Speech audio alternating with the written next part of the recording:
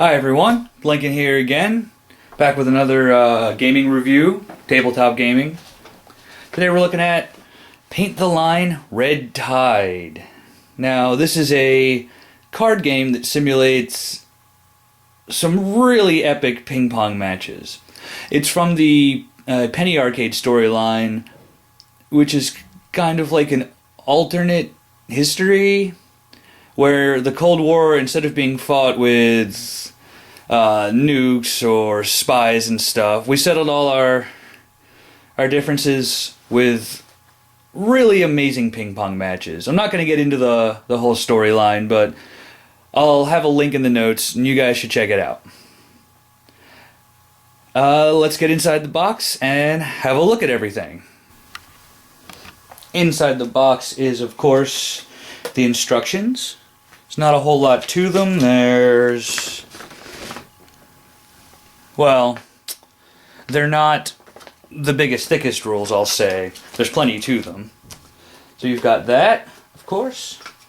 You've got this little die here, which the rules will refer to as the ball, because it's supposed to be the ping pong ball you're hitting back and forth. You'll see more about that in a minute.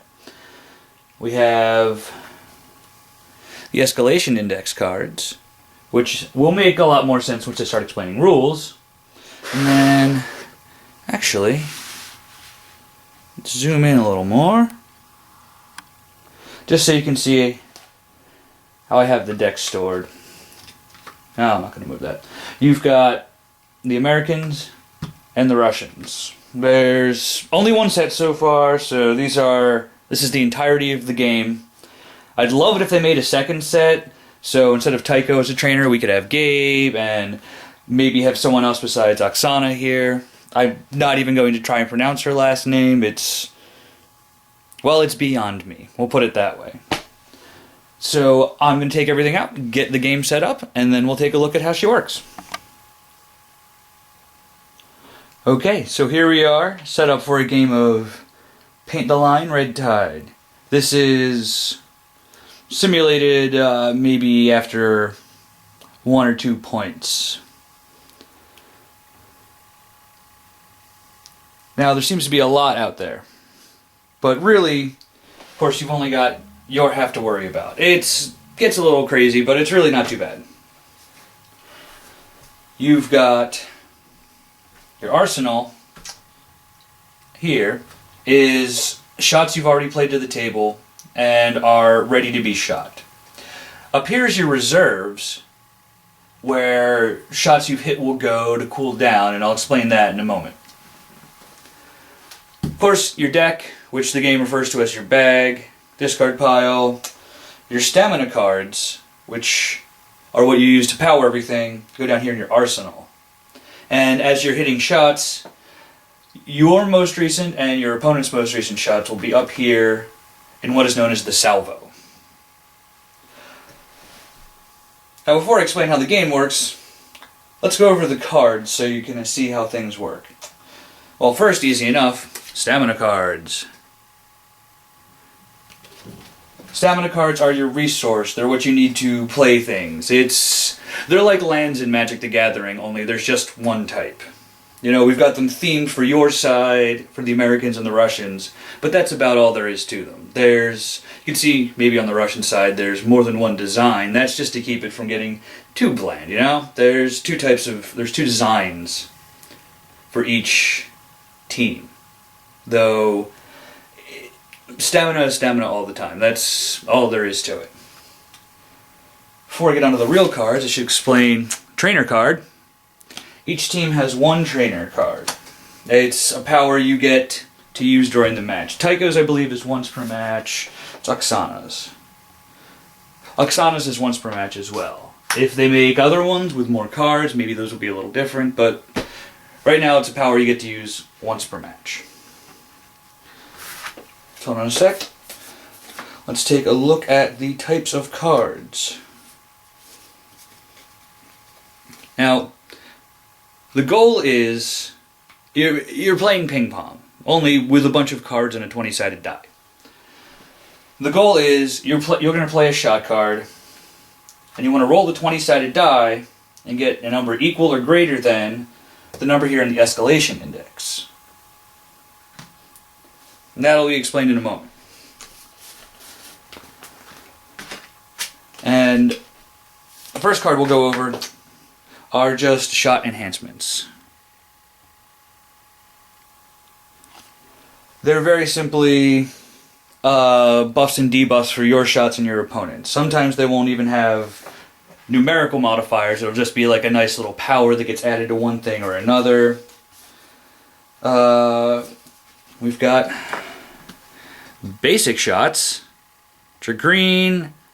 Anyone can use them if there were more sets and you were building your own deck for this. Greens could be included in any faction's deck. Then there's faction-specific trick shots.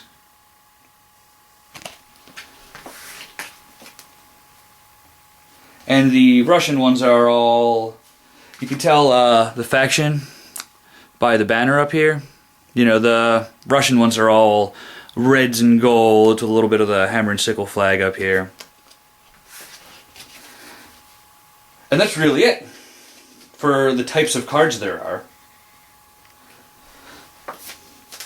Now there's something I should go over. Well, actually, let's just go over cards in general. Take a look at a basic shot to start with. Up here is the cost to play that card on the table into your arsenal. And it's also what you play, or also what you need to spend, stamina you need to spend to hit the shot once it's already out in your arsenal. Now the thing is, any card, any shot you've played can be hit for free that turn. So by paying this cost, you can play it to the table and actually hit the shot. Or you could spend more stamina to hit a different shot if you so choose. In here you can see the type, it's a basic shot. The others are generally trick shots. Then along the bottom we got all this beautiful iconography. This is the bonuses and debuffs, I guess, and penalties that your shot and your opponent's return shot will take. This is the normal set. Pluses are always for your roll. Minuses are always for your opponent's roll. So you don't have to worry about, oh, is that penalty for me or someone else? No, it's pluses always add to you, minuses are always your opponent. Over here, you see a different set of numbers labeled advantage. Because if your shot has advantage over the shot that you're returning, you know, in other words, your opponent's last hit card, you get to use the advantage numbers. Now, what's this advantage? How does advantage work? Well, very simply, there are three types of shots. There's a lob shot, a spin shot, and a drive. And this is how the advantage system actually works. Lob, spin, drive. Lob has advantage over spins, which has advantage over drives, which will have advantage over a lob. Lob, spin, drive. Just remember that and you'll have it down. Another thing I'd like to go over, well, you can see here, this is a basic shot, so not too big a deal. +1 to your shot, +3. But what's this next one? Headshot, which aside from having fantastic art, normally you get a +2 to your roll, -2 to your opponent's return. If you have advantage, +3, -3, that's fantastic.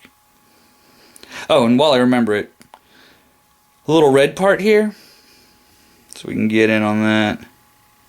That's just a reminder of the cost and what the name of the ability, if any. You can see that says amnesia, there's amnesia, and it tells you what the shot actually does.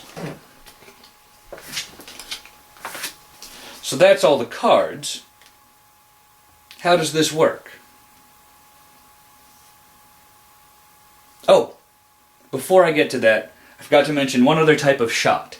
If you have no cards out, cannot play a shot card, which happens during the first couple rounds of the game, you can hit a default shot. A default shot is a shot with no cards, meaning there's no modifiers whatsoever. Now the thing is, whenever you're returning a default shot, you always have advantage. So if I had nothing and just made a regular shot by rolling the die, no modifiers, my opponent, no matter what they chose, lob, spin, or drive, would have advantage against that shot. Now, let's actually get into the game. Oh, I'd like to point out, the insert comes with a little token you can cut out for whose serve it is, because some cards will ask if it will have special effects, I guess, when it's your serve, things of that nature. And instead of cutting it out, my friends and I just kind of flip it back and forth so that the serve marker's on whoever's side. Now, how does this all work? Well, on your turn, you draw a card. You can play up to 1 stamina card, and you can play as many shots as you can afford, though you can only hit 1 shot. So let's see, where was that one I liked? Titan missiles here. So, I'd like to play the Titan missile. It's cost of 3 stamina. I've got 4 on the board now. So to get that out, 1, 2, 3, just tap it like it's magic. Play the Titan missile. Now, because I just put that out on the table, that was brought out this round, I can hit it for free, and I'm going to choose to do so. So now that goes up into this center area known as the salvo. This is the serve. There's no other previous shot out, so I have advantage. Doesn't help me, but it will hurt my opponent. So let's give this a shot. I need to roll plus or minus, bonuses and penalties, a 6 or higher. Let's see if the dice are with me today. I rolled a 2. So we're going to ignore that. There we go, a 9. So, let's say I rolled that 9. Then I have hit the shot correctly, and now it's my opponent's turn to return. So I hit the shot, and when a shot is hit correctly, flip over the next card in the escalation index, and I'm not sure if you can see it from there, but now the target number to hit is 8. So I'll come over here, pick up my little hand, draw a card. Good, I do have stamina. Play 1 stamina. That was a drive, so I need a lob to get advantage. And thanks to the Titan missile, I have a -3 to this return shot. So I'm actually going to spend 2 to play the high lob. And I'm actually going to shoot the high lob. It's not the greatest card, but the lob... Hold on a second. Completely screwed myself up. I need a spin if I've got one. There we go. Very similar. Instead of the high lob, go with an easy spin. Not as awesome as I wanted it to be, but still pretty good. So I paid the 2. I'm going to hit that for free. I have -3 off the Titan missile. Spin has advantage over a drive, so I'm getting a +2, and his return shot will have a -1. So I've got a -3 and a +2, I've got a -1 to hit this return shot. And I need an 8 or higher. I rolled a 16, so that totally goes off. Because that was successful, the Titan missile's little extra power doesn't work, and the shot keeps going. Now you can see the escalation index is at 10. It's creeping up there. So let's come over here, draw a card. Oh, now I can talk about how recycling of cards works. Beginning of your turn, you flip everything back up, and the shot you just hit goes over here into your reserves, double tap. 1, 2. So that's now upside down to you. And on your turn, you can one of the actions on your turn that I didn't talk about yet was that you can take, there will be several cards up here usually. You can take one of your cards in your reserve and untap it by 1 degree. Basically giving any card at least a 2-turn cooldown. So you can't keep spamming shots, especially super effective ones. So let's see. This easy spin's coming at me. I'll have a -1 to the return. I've already got a lob out there. Is there anything else I can play? Well, I've got one, so may as well play 1 stamina. Turn 2 of them, or tap 2 of them, to get the high lob out. But instead of that, I'm going to tap another 3 and shoot the daisy cutter. So I've got a -1. Lob has advantage over spin, so I'm getting a +3 from this. So let's see how she goes. Oh, that's a 3. 3 plus 3 is 6, -1 is 5. 5 is nowhere near 10. So the shot has failed. I missed, or the American side missed. Point goes to Russia. At which point, serve switches, and shots hit go back, or go into the reserves. And this is very important, the escalation index resets.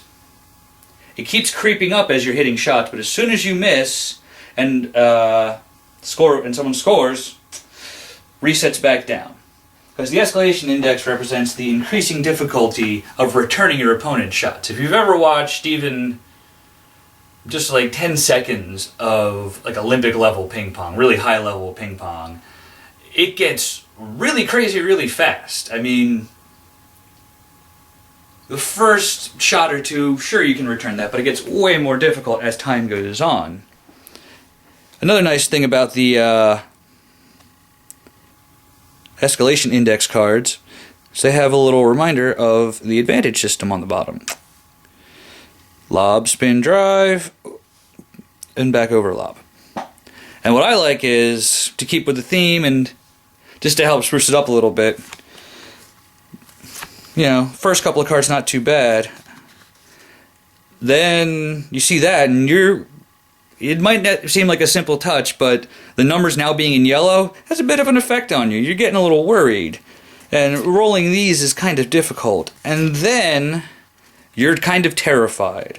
Very few volleys, especially early on, will get up to the red numbers, the 18 and 20 here. And if they do, you are sweating bullets. You have no idea if this shot's going to make a return or not. You've done all you can. You've got advantage, you've got bonuses and stuff, but it still comes down to that die roll. I love this game, if you can't tell already. I haven't played it a whole lot, because it's not exactly the kind of thing you can tell someone about, and they'll be like, oh yeah, I know that, I'll jump on board. It's a rather original theme, and that's part of the reason I love it. I really enjoyed the Paint the Line story that they did on Penny Arcade, and I'm really happy that they took that goofy concept and made a really fun game out of it. It's great. So yeah, if you like the Paint the Line storyline, you like card games like this, definitely check it out. It's a lot of fun. I hope that my explaining it helps clarify a few things, because there's a few parts of the rules that are a teensy bit vague, or they don't make sense until you sit down and you think, oh, it can't work that way, it has to work this other way, because then things don't actually move forward. Oh, and there's something else I completely forgot about. 1s and 20s. You roll a natural unmodified 1, that's failure, no matter what. You roll a natural unmodified 20, that's a success, of course. That's succeeds no matter what. And the target number for your opponent's return shot is a 20. So, say it's my first shot of the game and I rolled a 20. This goes up like normal, but instead of having to hit an 8, they have to hit a 20 now. If they do successfully hit that 20, then this goes up like normal and the next person has to hit a 10.